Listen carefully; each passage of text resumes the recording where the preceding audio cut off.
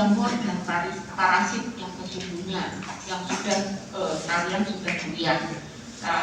Karena divisi saya adalah bakteri, maka ini lebih hubungan inang parasit yang lebih ke arah bakteri. Bedanya bakteri dengan virus, kalau bakteri ada yang hidup ekstraseluler di luar inang, di luar sel, ada yang bisa hidup di dalam sel kita. Kalau virus mutlak di dalam sel. Tapi ini nanti di PPD ya, karena waktu tatap muka kita cuma 1 jam, ini lebih banyak membahas tentang parasit yang berupa bakteri.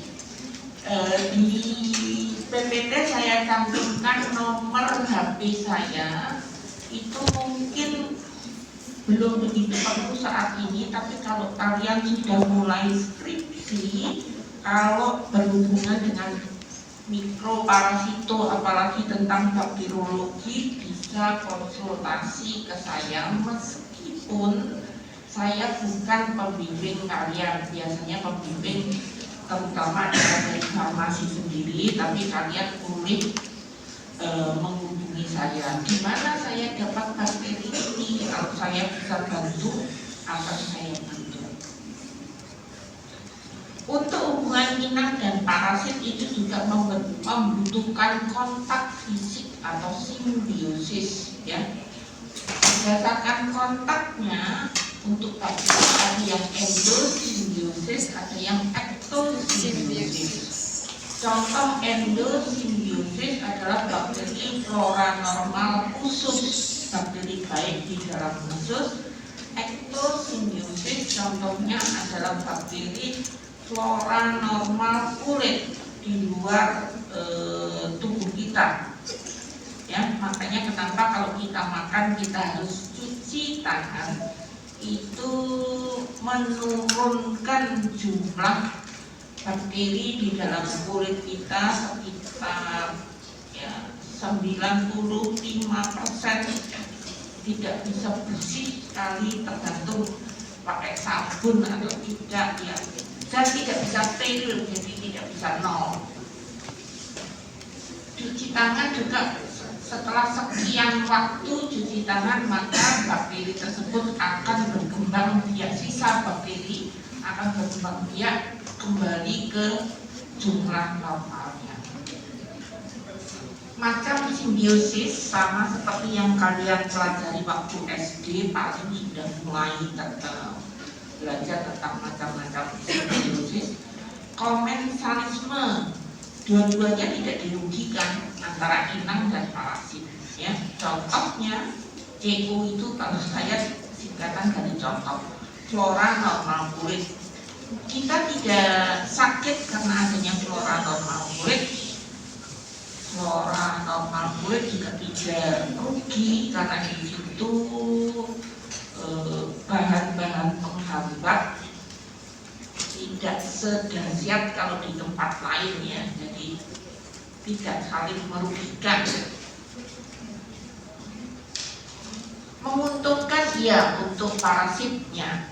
Jadi flora bakteri di kulit mendapat makanan dari tubuh kita. Untuk kuliah saya akan bercerita menambah keterangan agar kuliahnya jelas. Tapi untuk ujian biasanya yang saya keluarkan adalah yang saya tulis di PPT, ya. Jadi yang hari ini mungkin sakit tetap bisa lulus ujian asal membaca PPT saya. Simbiosis mutualisme contohnya adalah flora normal usus. Kita untung, ya. Kenapa kita untung ada bakteri baik di usus? Karena bakteri baik di usus membantu sintesa vitamin K. Jadi dua-duanya untung, mutualisme. Bakterinya untung karena tetap, ya, bakteri mendapat makanan dari tubuh kita. parasitisme satu pihak untung, yang lain rugi. Kalau kita sakit, jadi bukan flora normal, bukan bakteri baik, tapi bakteri patogen, bakteri penyebab penyakit. Contoh Salmonella typhi, dia penyebab tifus, dia bukan flora normal. Normalnya dia ada di mana?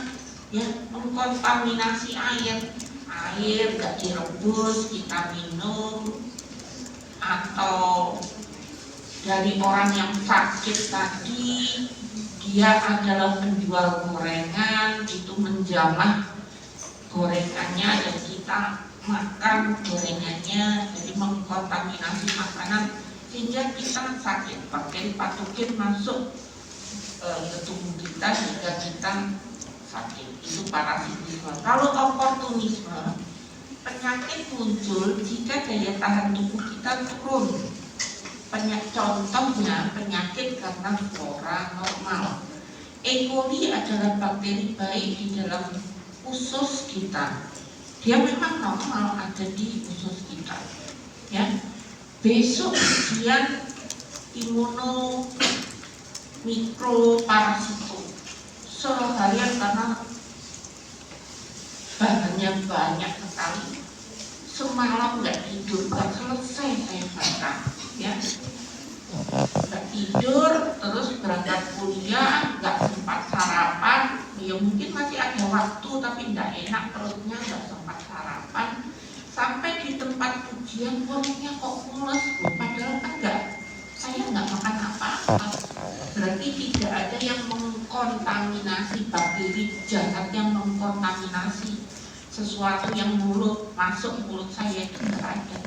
Kenapa saya sakit perut? Kenapa saya diare? Itu karena oportunistik.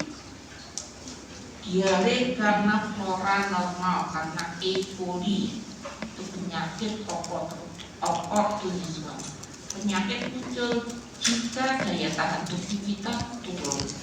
Kita semalam tidak istirahat, daya tahan tubuh turun, jadi ada flora normal berat dikit, itu aja udah diare. Tahap perjalanan penyakit infeksi sama, ada masa inkubasi, prodromal, dan seterusnya. Hanya panjangnya yang berbeda-beda. Contohnya masa inkubasi karena keracunan makanan karena bakteri, itu cepat sekali masa inkubasinya. Kemudian masa inkubasi dari lepra, morbus Hansen, kusta, itu lama sekali. Ya. Jadi tahap perjalanan penyakit infeksi itu sama. Bakteri, virus, parasito itu ada masa inkubasi, prodromal, klinik, dan penyembuhan. Masa definisi dari masa inkubasi adalah masa mulai masuknya bakteri melalui port dientry, melalui pintu masuk. Ada bakteri yang harus masuk melalui mulut, ada bakteri yang harus masuk melalui saluran nafas, ya, pintu masuknya juga beda-beda. Jadi masa inkubasi adalah masa mulai masuknya sampai sebelum gejala pertama. Kalau bakterinya baru membelah sedikit, itu Pak belum ada gejala, ya. Sebelum gejala pertama. Begitu ada gejala pertama, masuk ke masa prodromal. Ada gejala tetapi tidak kasklinik, itu gejala. Jadi masa prodromal ada gejala tapi tidak khas, panas, lemes, ya, bukan batuk pasti saluran nafas, ya, itu sudah khas. Panas, lemes, itu masa prodromal. Apakah masa inkubasi sudah menular? Sudah, ya. Belum kemarin teman saya itu sehat kok, saya duduk lama di sebelahnya, dia sehat, dia masa normal, ya. Kok bisa saya ketularan penyakitnya sampai saya ikut-ikutan masuk rumah sakit, ya. Masa inkubasi sudah mulai. Masa klinik adalah timbulnya gejala yang khas, ada demam, sakit tenggorokan, berarti infeksinya di saluran nafas. Sakit tenggorokan berarti saluran nafas atas. Gejalanya khas. Bisa menyembuh, bisa menjelek ke arah kematian.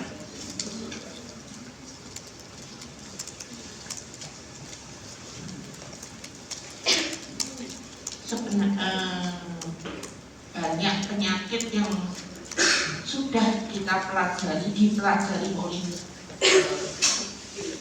orang-orang pintar sebelum kita, tapi banyak juga penyakit yang dulu mungkin diabaikan. Jadi pasien sakit langsung meninggal, pasien sakit langsung meninggal. Nah, sekarang mulai dipelajari. Contohnya tentang COVID, sampai saat ini kita belum paham secara detail COVID itu bagaimana.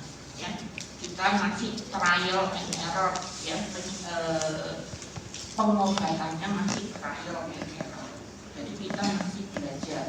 Jadi bisa menjelek ke arah kematian karena kita belum pas, peneliti belum pas menemukan obatnya. HIV/AIDS kita masih bisa ya, biar virusnya tidak berjalan dengan cepat, gitu aja, yang memperlambat kan.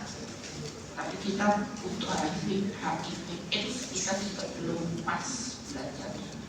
Tantangan untuk kalian di farmasi. Faktor yang mempengaruhi timbulnya penyakit infeksi, ya tentu saja ada mikroorganisme penyebab dan ada kita. Kita bahas dulu mikroorganismenya yang menyerang kita.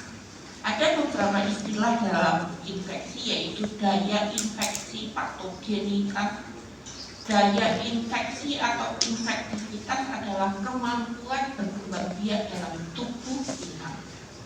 Flora normal kulit itu mampu berkembang biak di tubuh kita atau tidak? Mampu, berarti dia punya daya infeksi. Ya, flora normal kulit punya daya infeksi, tapi dia bukan patogen. Dia adalah bakteri baik. Dia berkembang biak, tapi bukan patogen. Patogen adalah kemampuan menimbulkan penyakit. Flora normal kadang menimbulkan penyakit jika daya tahan tubuh kita rusak. Misalkan kita jatuh dari sepeda motor, ya, ada luka di kulit kita, nah flora normal bisa menginfeksi kita. Ya. Jadi patogenitas adalah kemampuan menimbulkan penyakit. Daya invasi, kemampuan masuk dalam sel. Virus harus masuk dalam sel. Contoh bakteri yang tidak suka masuk dalam sel, ya mungkin nggak bisa, ya. Memang tidak invasif. Clostridium tetani, Corynebacterium diphtheria, ya. C itu Clostridium tetani, C yang di bawah Corynebacterium diphtheria. Ya, untuk ujian kalau saya tulis begini, ya biasanya soalnya juga saya singkat, karena tentu saja kalian belum hafal. Itu untuk saya, ya, untuk dosen lain saya tidak tahu. Daya invasif tidak identik dengan berat ringannya penyakit. Flu, kadang kalau kita sakit batuk pilek atau pilek, ya, flu, ke dokter, sudah jangan makan gorengan, ya, istirahat cukup, minum vitamin. Dok, kok nggak diberi antibiotik, sudah istirahat aja, ya. Itu dokternya menduga itu karena virus tidak ada belum ditemukan antibiotiknya, dan virus biasanya sembuh sendiri. Karena daya tahan tubuh kita istirahat, makan cukup, tidak makan sesuatu yang berminyak, terlalu manis, sesuatu yang merangsang atau iritasi, kita bisa sembuh. Itu virus. Dia invasif kan, tapi bisa sembuh. Kalau Clostridium tetani, bakterinya tuh, kalau dia mengkontaminasi ujung luka kena paku, ya cuma di kaki yang kena paku, dia tidak beredar ke pembuluh darah. Clostridium tetani itu tidak menyerang sampai otak, tidak, dia hanya ada di ujung luka. Bakterinya tidak invasif. Tapi apakah berbahaya? Berbahaya. Begitu pasien kaku semua, ya, itu langsung, oh ini tetanus, harus masuk rumah sakit. Pasiennya biasanya ada suara pintu terbuka, kemudian ada anak kecil teriak, itu pasiennya kejang. Jadi ada rangsangan sedikit saja pasiennya kejang. Makanya untuk tetanus biasanya ayo masuk rumah sakit, diisolasi. Cahaya gini aja dia nggak suka yang terang, dibuat kamarnya benar-benar redup, nyaman. Itu tetanus. Dia tidak invasif, dia tidak bisa masuk ke saraf, tidak menembus pembuluh darah, tapi pasien harus masuk rumah sakit.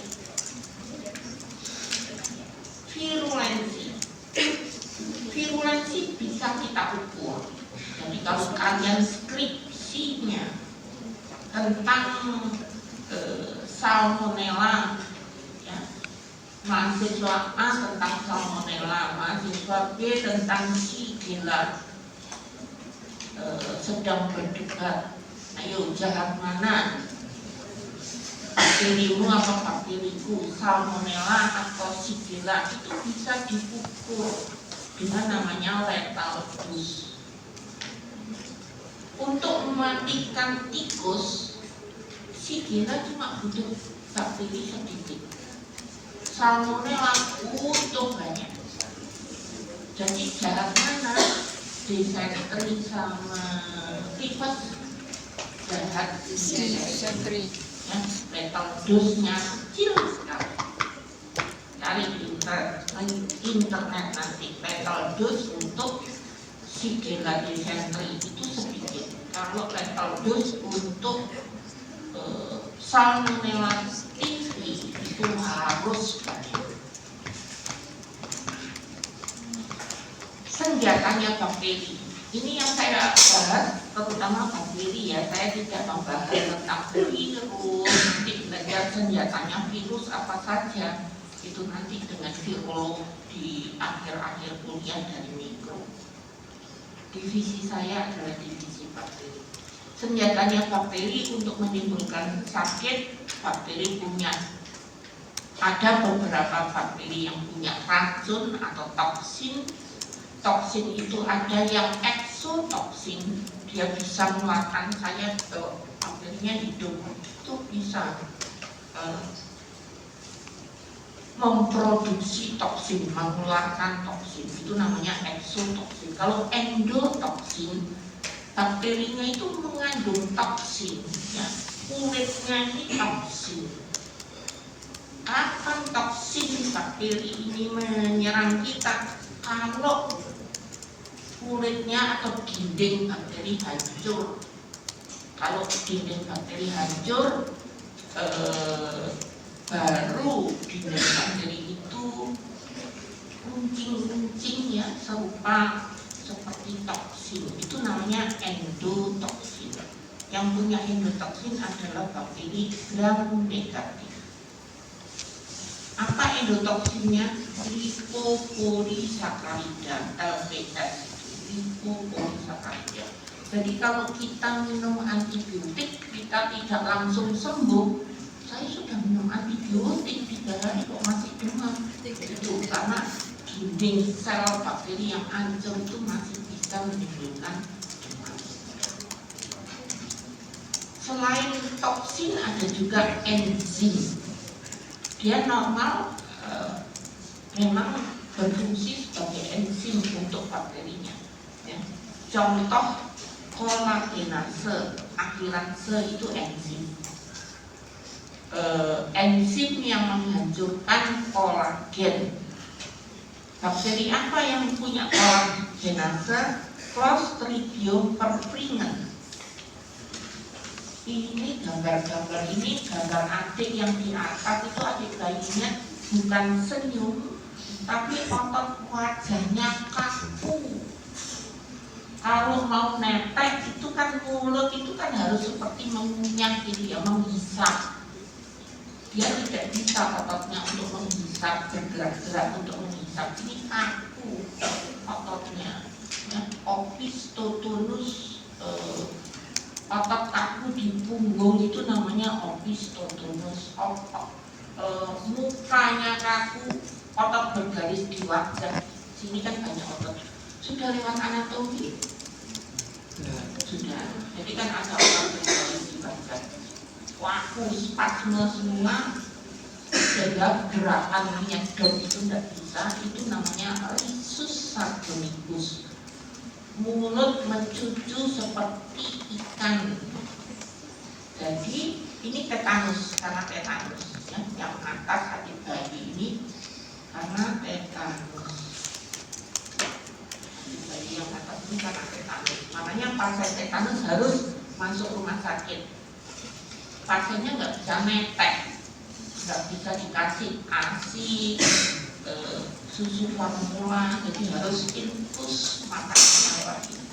Kalau yang bawah ini pasien sudah operasi, sudah dijahit terapi, ya. Kalau mau sembuh itu muka kan gatal. Pasiennya karena gatal, udah dia dapat kering, buka baju, ya. Buka baju di teras, terkena spora dari Clostridium perfringens. Ada debu nempel di sini, jadi busuk. Loh, luka kok jadi busuk lagi? Karena Clostridium perfringens punya enzim kolagenase. Di kulit kita kan ada kolagen. Orang yang ingin cantik biar kolagennya banyak. Kolagen itu bisa dihasilkan oleh enzim kolagenase dari Clostridium perfringens. Jadi busuk, nama penyakitnya adalah gas gangren. Ada bakteri yang punya kapsul, gampangannya punya helm. Ini Streptococcus pneumoniae. Dua titik yang di dalam ini bakterinya. Di sekitarnya adalah helmnya. Kalau ada helmnya atau kapsulnya ini sukar dimakan oleh sel fagosit, sel darah putih kita. Begitu ada bakteri masuk ke tubuh kita, sel darah putih maunya makan, dimakan dia dihancurkan. Streptococcus pneumoniae sukar difagosit karena punya kapsul. Pili, yang punya pili adalah E. coli. Contoh yang punya pili bakterinya namanya E. coli. Bakteri baik, ya, di usus kita. Di usus berarti dia mungkin sedikit keluar waktu kita buang air besar. Kita posisi. Kita secara tidak sengaja waktu membasuh, kalau kita ya orang luar pun bisa sih. Orang luar negeri kan pakai tisu membawa feses dari anus ke saluran kencing, jadi E. coli-nya terbawa nempel di saluran kencing kita. Sebenarnya saluran kencing kita selalu dibersihkan oleh kencing kita, urin. Fungsi urin kenapa terproduksi terus-menerus untuk membersihkan tubuh kita. Nah, karena E. coli nggak mau mati sia-sia, dia nempel dengan pilinya, jangkarnya. Nempel kemana? di saluran ini ada reseptor untuk ini nempel di sini, sehingga kita kalau pipis jadi perih, anyang-anyang. Loh, berarti infeksi? Iya. Apakah perlu minum antibiotik? Tidak. Minum saja yang banyak agar produksi kulit banyak sehingga tidak lagi anyang-anyang. Kalau infeksi saluran kemihnya menetap, diperiksa di lab E. coli-nya di angka 10 pangkat 5, jumlahnya banyak sekali, itu baru minum antibiotik ya.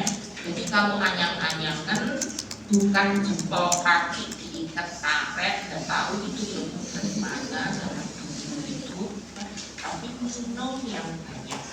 Perih kalau kencing ya, tapi dengan minum yang banyak, sering kencing, biar E. coli-nya bersih. Ya mungkin awal-awal sakit waktu pipis, nggak apa-apa, terus minum banyak, terus pipis. Tapi dari sisi bakteri, sekarang dari sisi kita, sel kita, ya enggak sel kita ya, seluruh tubuh kita diserang ya tentu saja punya pertahanan ya. Pertahanan kita sampai 3. Pertahanan garis pertama adalah anatomi yang baik, intak, fisiologi yang baik, berfungsi sempurna. Tadi kulit kalau bagus begini kita tidak sakit karena flora normal. Tapi begitu anatomi kulit berubah ya, kita jatuh dari sepeda motor nanti ya kita bisa sakit karena pertahanan tubuh garis pertama kita sudah rusak. Di kulit sebenarnya dilindungi apa saja, ada kelenjar keringat, ada kelenjar lemak. Ini pun kita harus kita atur, itu fungsinya dokter spesialis kulit. Kalau terlalu enggak apa-apa keringetan, lemaknya banyak, itu katanya kan pertahanan ya harus diatur. Kalau terlalu banyak, ada beberapa mikroba yang senang. Contohnya adalah Propionibacterium, penyebab dari jerawat. Kalau terlalu banyak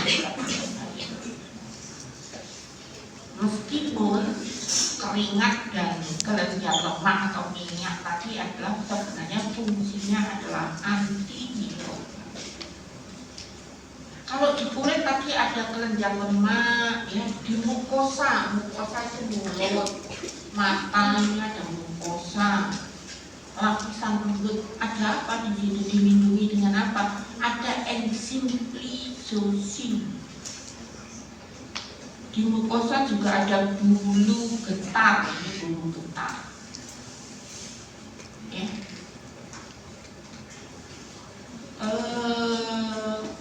TBC itu apa? Kakek sebelah rumah itu loh TBC. Jadi kita hati-hati kalau kakeknya kan biasanya suka sekali cerita ya. Kalau cerita itu mulutnya nyemprot, kan saya nanti tertular. Kalau air liur terlihat oleh mata itu justru tidak berbahaya karena besar, terlihat oleh mata, langsung turun ke bumi karena gravitasi. Yang tidak terlihat, jadi kalau temanmu bicara nggak tanpa apa-apa itu sebenarnya juga ada namanya ya aerosol tadi yang 10 mikron. 10 mikron besarnya 10 mikron itu isinya biasanya 3 bakteri. Itu yang bisa karena kecil sekali bisa melewati bulu getar ini di saluran nafas. Dia bisa masuk sampai ke alveoli. Ya kita pasti saya yang dosen mikrobiologi di di tubuh saya pasti ada bakteri TBC, karena kita hidup di negara nomor 2 dalam hal TBC, juara di dunia, ya. Juara 1 kalau nggak Cina ya India, ganti-ganti terus. Juara 2 kita, ya, 1, 2, 3 itu ya itu. Tapi kita nggak pernah juara 1. Ya, negara dengan penduduk banyak, India, China, pasti ada. Tapi kenapa saya tidak sakit TBC? Jaga imunitas. Lawannya TBC itu gizi. Jadi kalau kalian kakek di sebelah rumah itu TBC, saya nggak mau cerita-cerita, ngobrol, dengarkan dia ngomong. Kalau dia begitu minum obat, pasien jumlah bakteri akan langsung turun. Obat TBC sudah ditemukan, ya. Tidak menakutkan, ya, langsung turun. Untuk bakteri lini 1 ya, bakteri yang sensitif obat. TBC yang masih menakutkan adalah TBC yang MDR-TB, multi drug resistant TB. Itu obatnya yang belum kita temukan. Lawannya itu gizi. Kalian nggak boleh itu terlalu kurus, saya yang kurus-kurus makan yang banyak, ya. Tadi glukosa ada bulu getar, kemudian di lambung, di mukosa lambung ada apa? Ada pH rendah dari asam lambung. Sekali lagi pada jumlah yang optimal, terlalu tinggi asam lambung juga bisa melukai mukosa lambung sendiri, ya. Pembentukan asam lambung itu kok ada asamnya ini loh, karena di lambung nggak steril, ya. Lambung itu ada bakteri, Lactobacillus acidophilus. Doderlin ini juga bakteri di lambung, menekan pertumbuhan mikroorganisme lain. MO itu singkatan mikroorganisme lain. Pertahanan tubuh garis kedua, tadi pertahanan tubuh garis pertama adalah anatomi dan fisiologi yang intak, yang berfungsi sempurna. Pertahanan tubuh garis kedua diperankan oleh prajurit kita, sel darah putih. Prajurit kita apa saja? Ada PMN, monosit. Sebenarnya cuma dua sel. PMN, polimorfonuklear, itu yang sebelah kiri. Intinya sebenarnya nggak poli, intinya cuma satu, cuma intinya ini bengkok. Tergantung penampangnya waktu terlihat di bawah mikroskop, ya. Kalau penampangnya pas begini kelihatannya intinya 2 atau intinya ada 4, sebenarnya dia intinya 1, cuma bengkok. Polimorfonuklear. Sel darah putih lain yang berfungsi sebagai prajurit adalah monosit. Ini sel darah putih dengan inti yang besar. Nah, ini aliasnya macam-macam, ya. Kalau masih di dalam darah namanya adalah monosit. Begitu keluar ke jaringan, ada peneliti yang menemukan seperti itu, diberi nama makrofag. Di kulit diberi nama histiosit.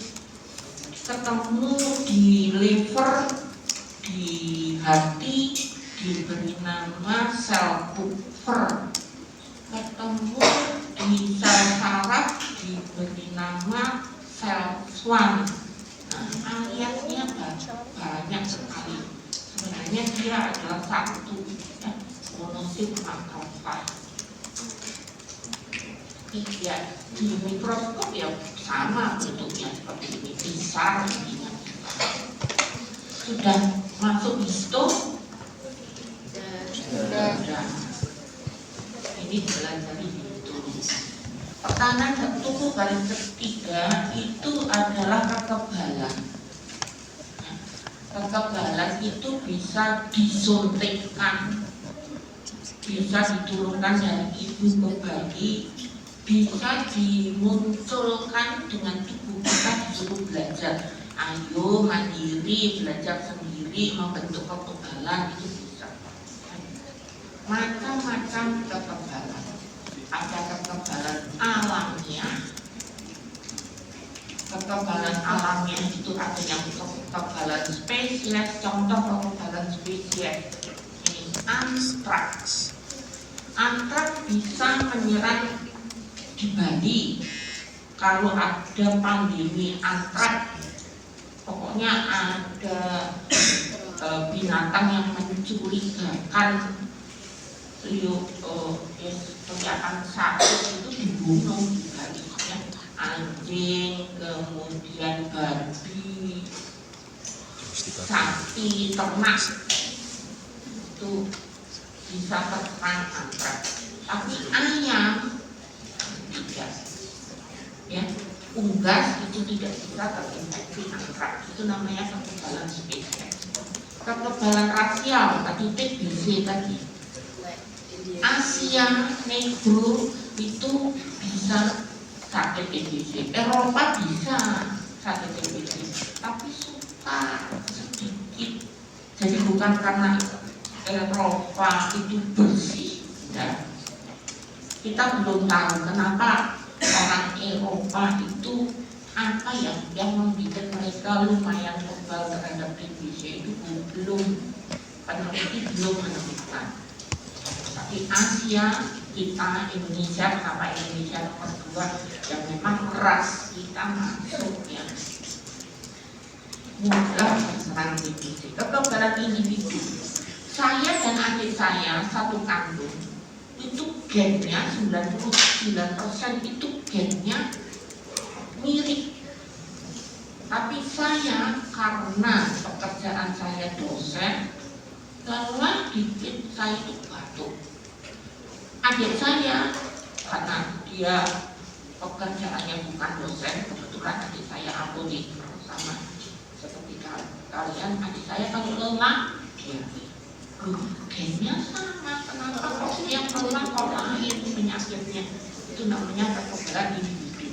Tergantung nutrisinya, tergantung apakah adik saya punya penyakit lain, ya, penyakitnya, tergantung banyak faktor.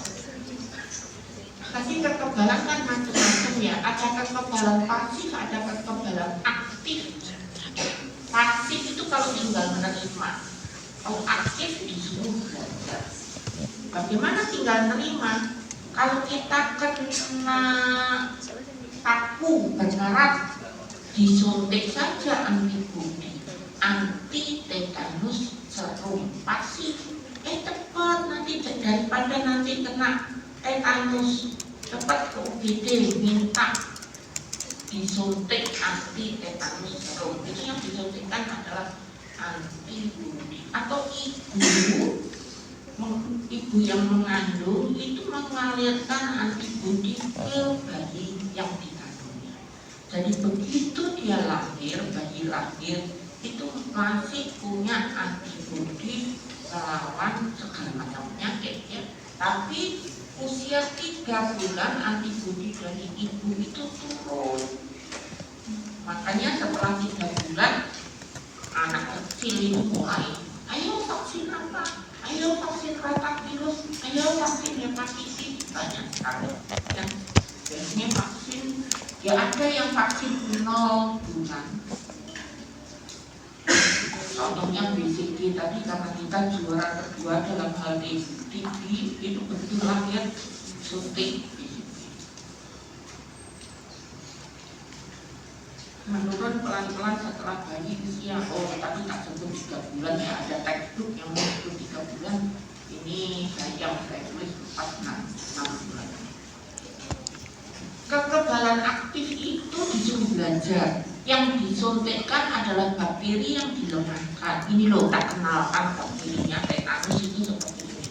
Ayo belajar, kenali kemudian bentuk antibodimu harapan dia disuruh. Ini yang saya contohkan adalah tetanus. Ya. Jadi yang putri-putri ini nanti begitu mau menikah daftar ke KUA, ya, calon pengantin wanita ini adalah istilah-istilah program, saya nggak berarti. Calon pengantin wanita akan disuntik tetanus, namanya TT, tetanus toxoid. Ibu disuruh belajar, ini loh tetanusnya, bakterinya, belajar membentuk antibodi. Itu membentuk antibodi, nanti kalau dia hamil, pengantinnya hamil, maka antibodi diturunkan ke anaknya.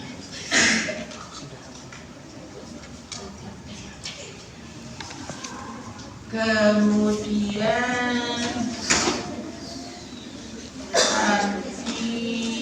waktu hamil nanti disuntik lagi tetanus toxoid, tetap disuruh belajar.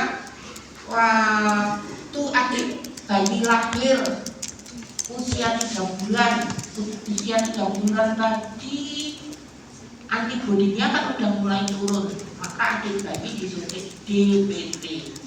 Adik bayi sekarang usia SD kelas 1 disuntik DT. DPT ini singkatan dari difteri pertussis tetanus. Kelas 1 dianggap sudah kebal terhadap penyakit yang namanya pertussis, maka disuntiknya dikurangi jadi DT. Kelas 6 disuntik lagi DT. Jadi berulang-ulang disuruh belajar tentang tentang tetanus. Yang laki-laki karena nggak mengandung maka tidak ada tetanus. Mungkin suatu saat kalau ada outbreak, belum pernah ada outbreak tetanus, mungkin suatu saat yang laki-laki disuntik TB, tapi sampai saat ini tidak ada, hanya pada ibu hamil tetanus. Sudah rasanya kayak sudah selesai, sudah Bu Nurul juga sudah hadir. Mohon maaf tidak ada tanya jawab. Kalau yang belajar